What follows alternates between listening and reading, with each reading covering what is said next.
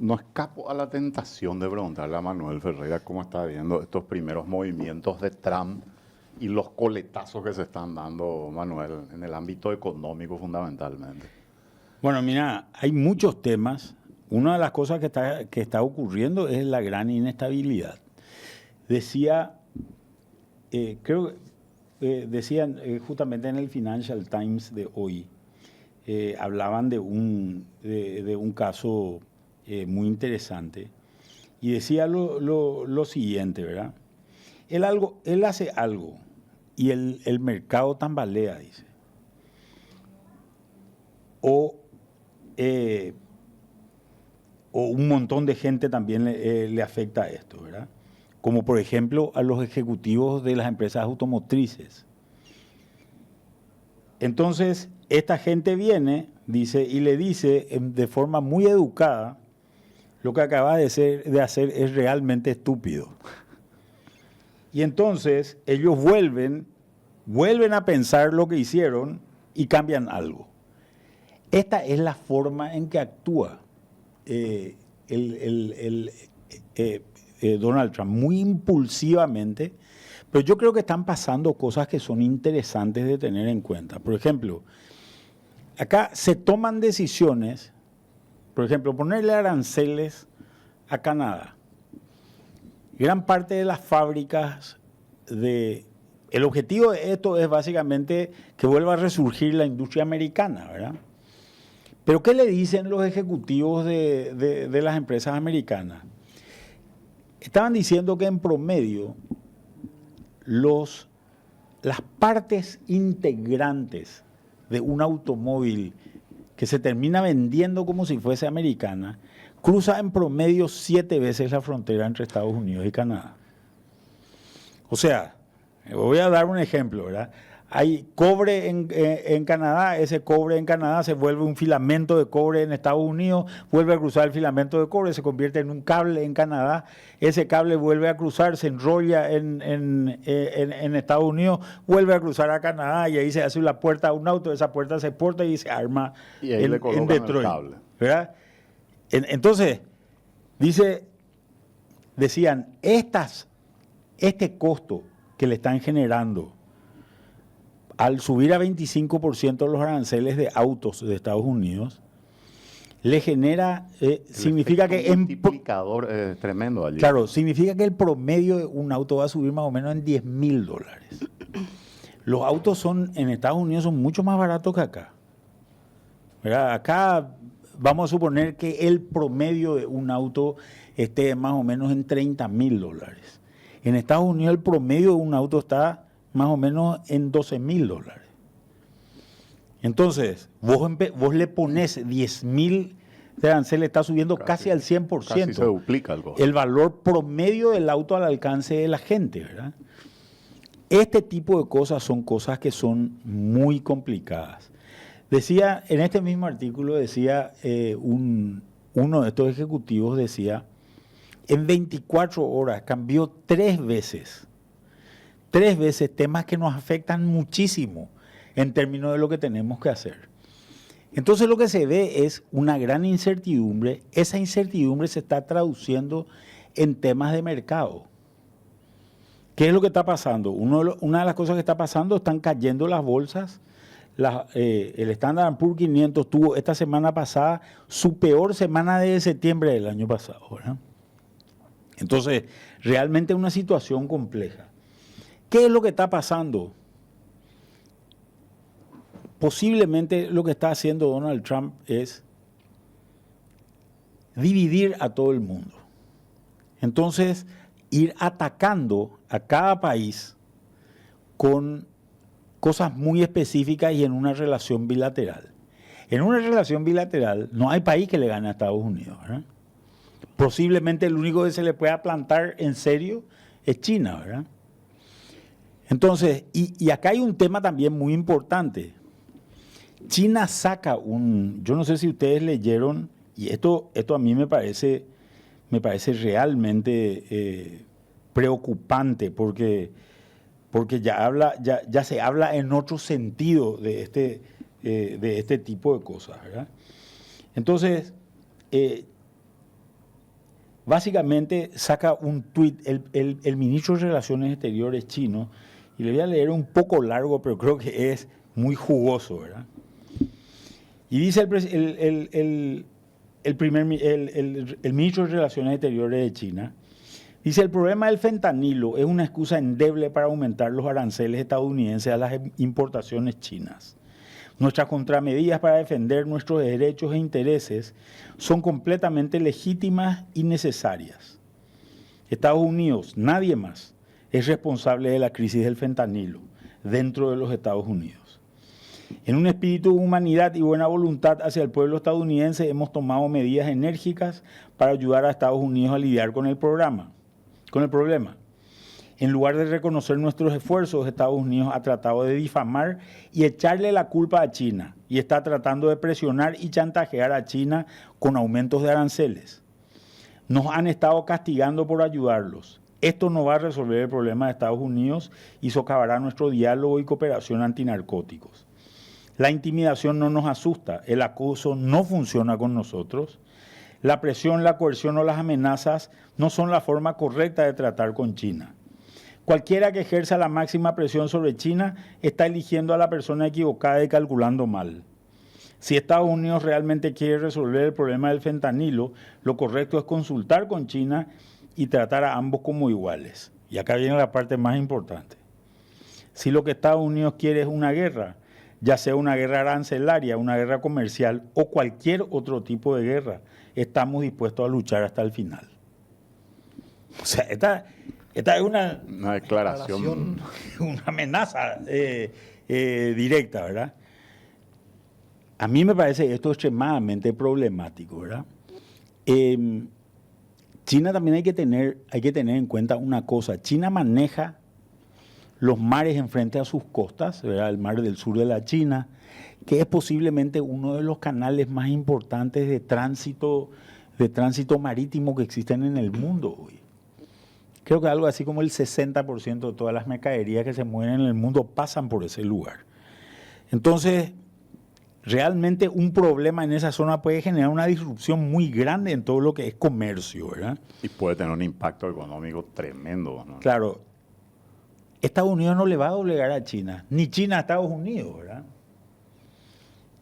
¿Qué más está pasando? A partir del 2 de abril Estados Unidos va a tomar un tema tarifario donde va a tratar la relación bilateral con todos los países del mundo, incluido Paraguay, ¿verdad? Nosotros tenemos un déficit comercial con ellos, pero nosotros tenemos un arancel externo común. Si ellos nos quieren vender a nosotros nuestro arancel externo común, que es el del Mercosur, es de 14%. Estados Unidos tiene un arancel externo del orden más o menos del 3,5%. ¿Y qué es lo que dice Trump? Vos me cobras 14, yo te voy a cobrar 14 también a vos. Entonces, esta es una situación compleja, sobre todo para algunos negocios. El de la carne, por ejemplo, que es un negocio que está creciendo y con un mercado relativamente atractivo. Para otros países es todo un desastre, ¿verdad? Que le empiecen a cobrar aranceles de esa índole. Imagínate Brasil nomás, ¿verdad? Brasil, que es un gran productor de mercaderías. Y todo esto, sobre todo mercaderías alimenticias, que son sumamente importantes. El 2 de abril también se le imponen 25% de aranceles a la Unión Europea. Esto es lo que los brasileños le llaman briga de cachorro grande, ¿verdad? O sea, esta va a ser una pelea. Esta es una pelea de nivel mundial, ¿verdad? En términos comerciales, fundamentalmente. La Tercera Guerra Mundial es comercial, había sido. Todo el mundo creía que iba a ser nuclear. Parece que no es nuclear, es comercial al final del día, ¿verdad? No sabemos dónde puede derivar después de esto, ¿verdad? Y sobre todo, el problema es el siguiente. La otra vez decía un empresario paraguayo, decía, el problema es que este señor se levanta del lado derecho de la cama y hace una cosa, se levanta del lado izquierdo y hace otra cosa. Y ese que se levantó del lado derecho puede ser que vos ganes plata y dice, vos le presentás tu balance a tu jefe, le mostrás y decís, ganamos plata como loco. ¿Y por qué? Y no sé por qué. Ganamos plata. Pero también te podés ir con el balance y le presentás el balance a tu jefe y decir, perdimos plata como loco. ¿Y por qué? Y no sé tampoco por qué yo hice todo lo que tenía que hacer, ¿verdad? Porque en realidad hay fluctuaciones que son demasiado importantes. Por ejemplo, las fluctuaciones que hay en el mercado de la soja son la volatilidad de las últimas semanas en el mercado de la soja ha sido sumamente importante. Y ni qué decir en otros mercados, ¿verdad? Mercados de commodities de metales. Y una incertidumbre sobre el tema del petróleo, Manuel. Por lo de Rusia, Ucrania. Claro, el petróleo por lo menos ha ido, el petróleo por lo menos ha ido bajando, ¿verdad? De precio. Pero cuando vos mirás, por ejemplo, las bolsas están también a la baja, todos los indicadores de bolsa. Está a la suba el indicador de oro. Esta situación también, imagínate vos,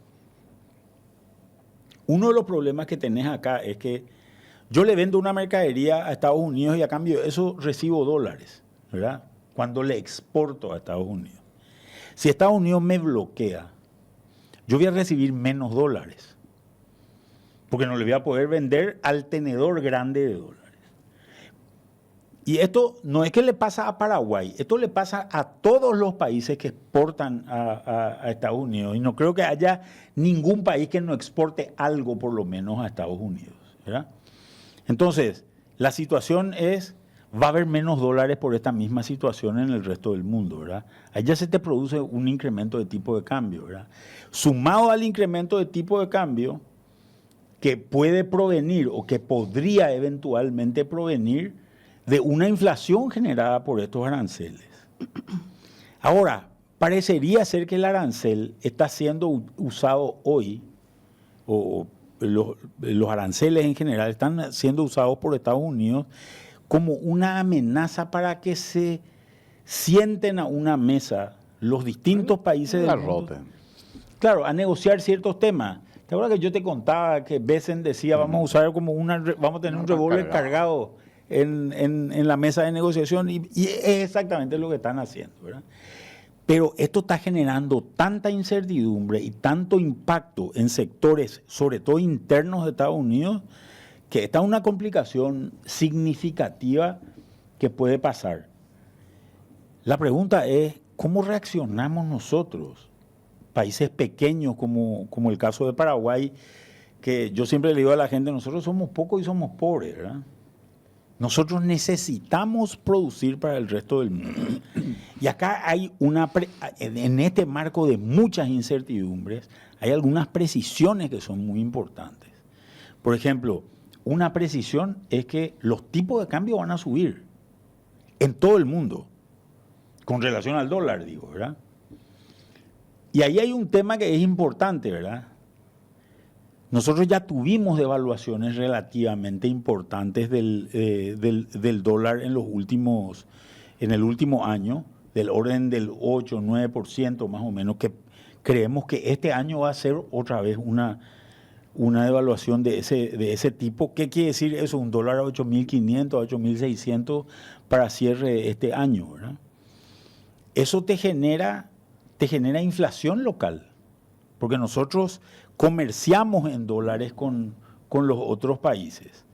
Sin embargo, si nosotros queremos comprar productos de Brasil, tal vez nos convenga más el día de mañana comprarlos en reales.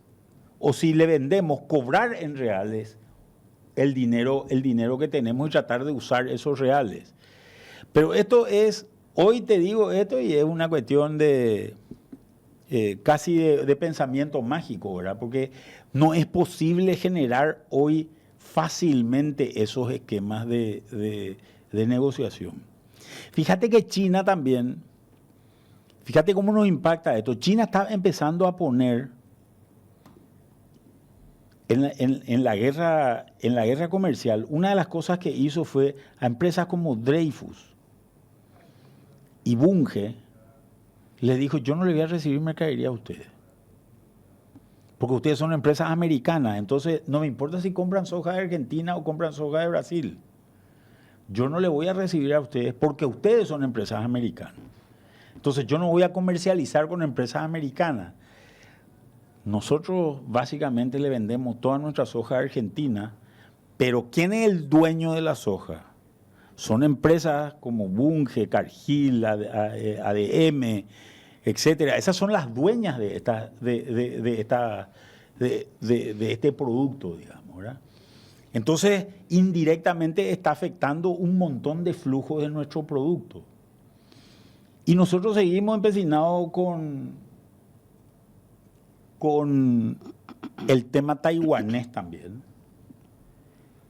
Cuando que deberíamos empezar a pensar en cosas mucho más prácticas, posiblemente, que las que estamos haciendo hoy, ¿verdad?